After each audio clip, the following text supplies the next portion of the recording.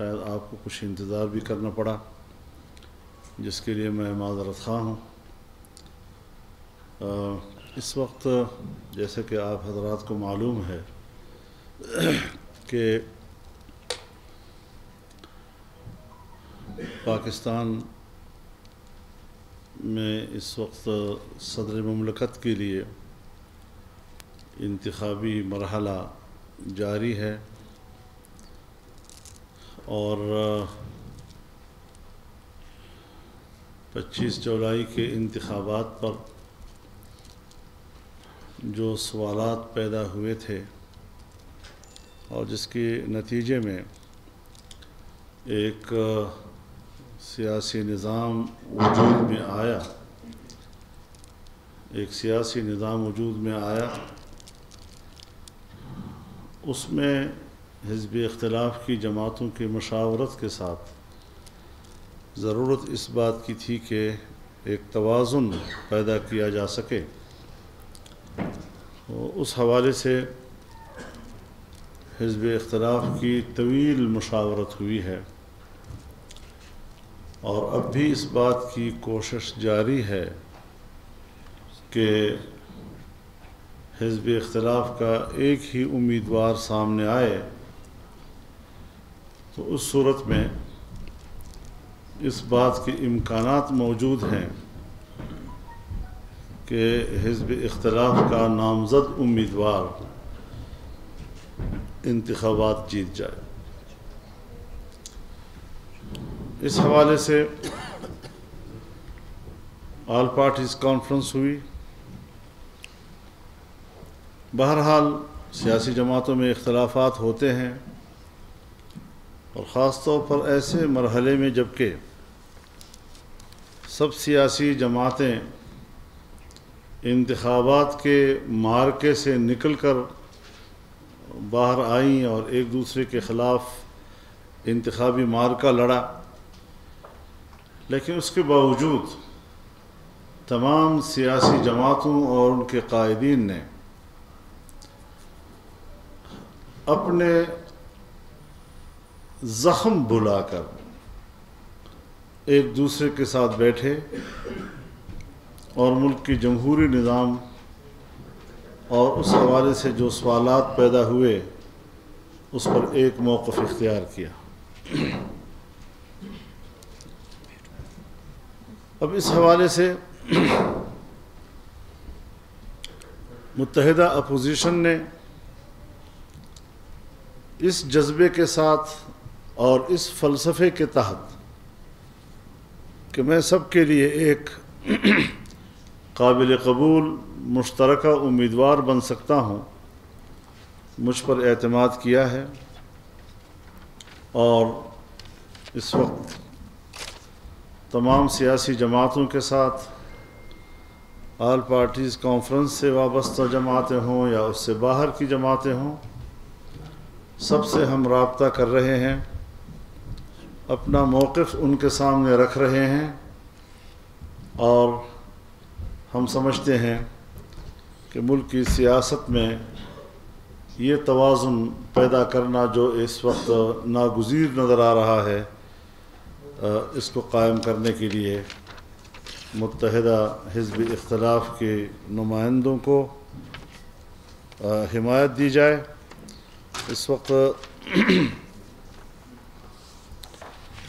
بلوچستان کی خاص طور پر میں بات کروں گا۔ یہاں کی جتنی بھی معتبر سیاسی جماعتیں ہیں اس کی حمایت ہمیں حاصل ہے۔ مسلم لیگ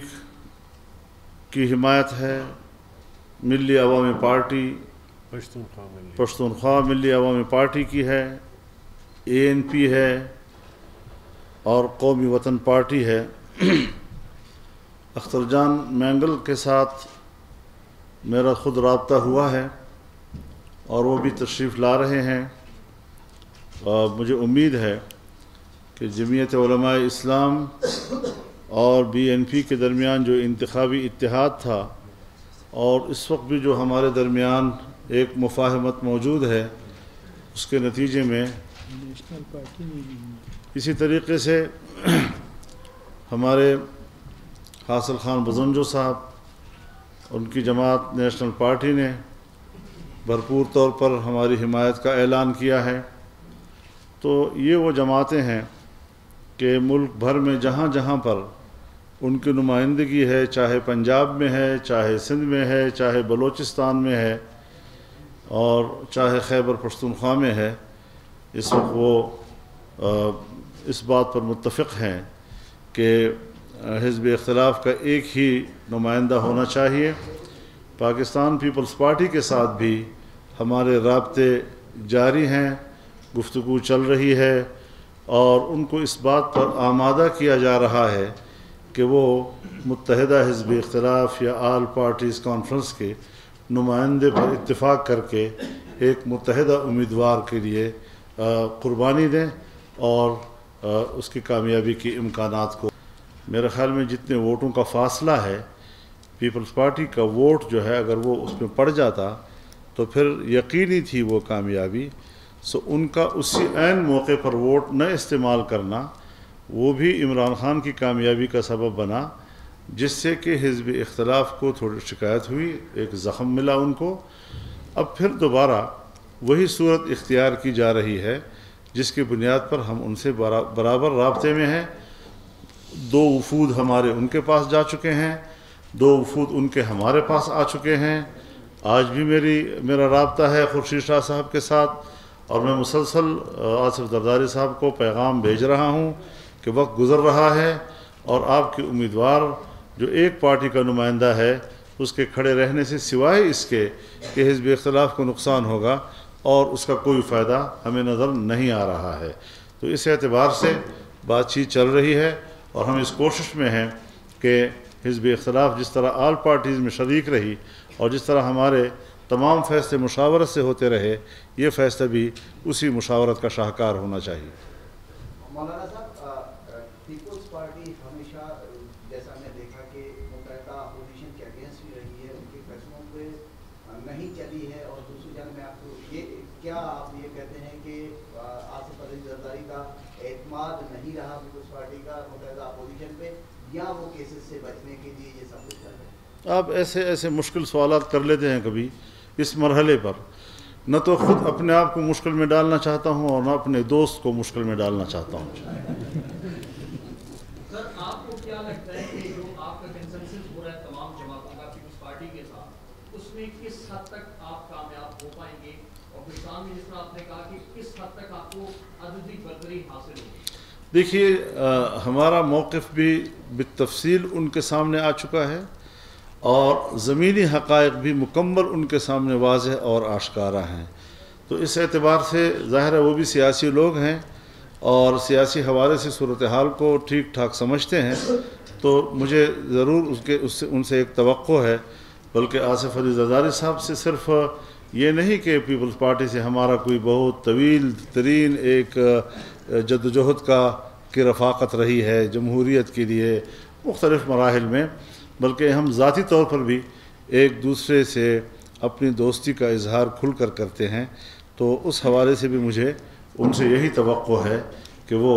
دوستی کے تقاضوں پر پورا اتریں گے۔ مولانا صاحب، ایک نئی بات تبدیلی کے ساتھ کی ہے کہ اگر آپ دہلی میں سفر کرنا چاہتے ہیں پر کلومیٹر 58 روپے، کیا آپ اتفاق کرتے ہیں؟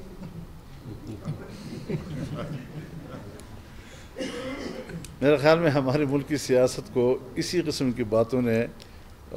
اس کی توقیر ختم کی ہے۔ ہمیں دیکھیے ان چیزوں سے ملکی معیشت بہتر نہیں ہوا کرتی۔ ملکی معیشت انتہائی سنجیدگی کے ساتھ، پوری گہرائی کے ساتھ، مضبوط پالیسیوں کے ساتھ تبدیل کی جا سکتی ہے۔ اگر میں کہوں کہ آج میں ایک وقت کی روٹی نہیں کھاتا، یا میں ایک روٹی کے بجائے آدھی روٹی کھاتا ہوں، یہ کوئی گھر کے معاشی نظام کو چلانے کا طریقہ نہیں ہوتا جی۔ دیکھنا یہ ہے کہ میری محنت کتنی ہے، کتنی دیانت کے ساتھ ہے، میں تجارت کیسے کر سکتا ہوں، کس طرح کما سکتا ہوں، میرا گھر کا بجٹ پھر کس طرح بنے گا، اور اس طرح ہم ملک کے حوالے سے سوچیں، اس کو خود انحصاری کی طرف لائیں۔ پاکستان کے اپنے وسائل بہت زیادہ وسائل ہیں، لیکن بین الاقوامی جو ہمارا انحصار ہے اور قرضوں کا ہے، آپ خود دیکھیں کہ جہاں یہ باتیں کہی جاتی رہیں کہ ہم پاکستان کے وسائل کی بنیاد پر ملک کی معیشت کو استوار کریں گے، وہاں الیکشن میں کامیابی ملتی ہی تحریک انصاف نے پہلا بیان یہ دیا کہ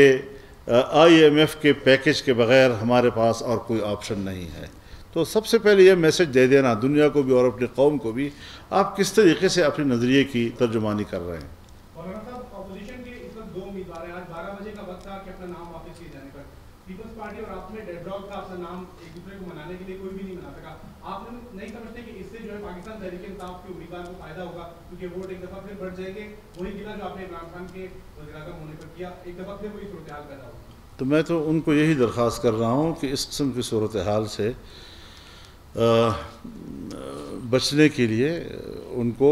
تمام پارٹیوں کے اتفاق رائے کا احترام کرنا چاہیے۔ وہ صرف ایک پارٹی کے امیدوار ہیں، جبکہ یہاں پر 2 اتحادوں کا نمائندہ ہوں، ایک متحدہ مجلس عمل کا اور ایک آل پارٹیز کانفرنس کا۔ عمران خان صاحب پاکستان تحریک انصاف نے جو اپنی پالیسی کا اعلان کیا، آپ نے بھی اس کا ذکر کیا، IMF کا بھی ذکر کیا، ابھی انہوں نے صرف پالیسی دی ہے، ابھی ان پہ عمل درآمد نہیں ہوا، لیکن محسوس یہ ہوتا ہے کہ کل جو جماعتیں حکومت میں تھیں وہ اپوزیشن سے وقت آ رہی تھی کام کے لیے، آج وہی جماعتیں اپوزیشن میں آ کر حکومت سے کچھ زیادہ وقت سے پہلے ڈیمانڈ نہیں کری۔ کیا ہماری سیاست میں یہ چیز زیادہ عنصر شامل نہیں ہوا کہ اپوزیشن میں جو بھی ہو، جو بھی جماعت ہو، اس نے حکومت کے لیے مسائل کھڑے کرنے ضروری ہیں؟ میرا خیال میں اس وقت صورتحال وہ نہیں ہے جس کا آپ حوالہ دے رہے ہیں۔ اس وقت تو حکومت خود اپنے مقابلے میں سوالات اٹھا رہی ہے، اس کو اپنے الفاظ سے جنگ ہے۔ آج کچھ کہتے ہیں تو کل اس کے وہی ان کے لیے مشکل پیدا ہو جاتی ہے۔ تو ان کا بحران اپنے رویے، اپنی گفتگو اور اپنا لب و لہجہ ہے۔ کسی نے ان کو نقصان نہیں پہنچایا اور نہیں کوئی ان پر کوئی ایسی تنقید کر رہا ہے۔ میرے خیال میں سیاستدانوں سے زیادہ اس وقت میڈیا ان پہ تنقید کر رہا ہے، اس وقت آپ کے چینل ان پہ زیادہ تنقید کر رہے ہیں۔ تو ان کا اپنی جو عدم تجربہ کاری ہے وہی ان کے لیے پرابلم بنا ہوا ہے۔ عمران خان کے 10 روزہ دور حکومت کو آپ کس نظر سے دیکھتے ہیں اور کیا کہیں گے اس حوالے سے؟ آئندہ جو 100 روزہ ایک پلان دیا تھا اس پر بھی پورے اتریں گے یا نہیں؟ میرے خیال میں 22 سال کی محنت انہوں نے 10 دن میں ایکسپوز کر دی ہے۔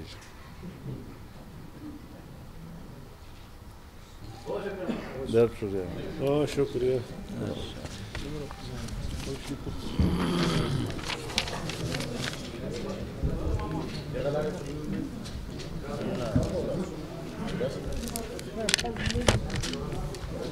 اس کو